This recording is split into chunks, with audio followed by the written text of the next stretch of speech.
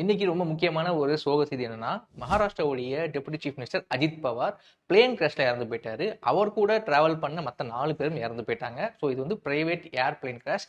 இந்த நியூஸை நமக்கு கன்வே பண்ணது யாருன்னா DGCA, so director general of civil aviation. இது வரைக்கும் எத்தனை பொலிட்டீஷியன்ஸ், அதுவும் பதவியில் இருந்தவங்க பதவியில் இல்லாதவங்க எத்தனை பேர் ஏர்கிராஃப்ட்ல இறந்துருக்காங்கிறத பார்த்துருவோம். ஃபர்ஸ்ட் பார்த்தீங்கன்னா 1980ல் இந்தியன் நேஷனல் காங்கிரஸோடைய லீடர் சஞ்சய் காந்தி, 2001ல ஃபார்மர் சிவில் ஏவியேஷன் மினிஸ்டரும் காங்கிரஸோட சீனியர் மோஸ்ட் லீடருமான மாதவ் ராவ் சிந்தியா, 2002ல லோக்சபாவோட ஸ்பீக்கரும் தெலுங்கு தேசம் பார்ட்டி கட்சியோட லீடருமான GMC Balayogi. Sitting chief minister 2 பேர் பிளேன் கிராஷ்ல இறந்துருக்காங்க. 2009ல ஆந்திர பிரதேசோட chief minister YS Rajasekhara Reddy, 2011ல அருணாச்சல் பிரதேசோட சீஃப் மினிஸ்டர் டோர்ஜி கந்து.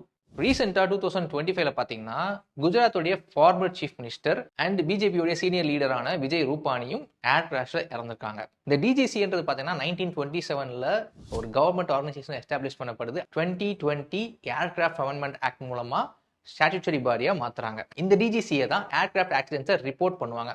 ஏன்னு பாத்தீங்கன்னா சிவில் ஏவியேஷன்ல இதுதான் top most regulatory body.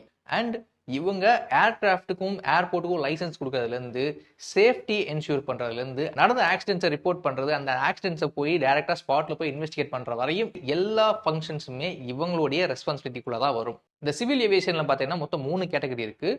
First commercial transport, second scheduled and நான் ஷெட்யூல்டு பேசஞ்சர் டிரான்ஸ்போர்ட், தேர்ட் பார்த்தீங்கன்னா கார்கோ ஃபிளைட்ஸ் டிரான்ஸ்போர்ட். இது எக்ஸாமுக்காக தெரிஞ்சுக்க வேண்டிய விஷயங்கள். தேங்க்ஸ் ஃபார் வாட்சிங் this video. Veranda ES, where your dream becomes reality.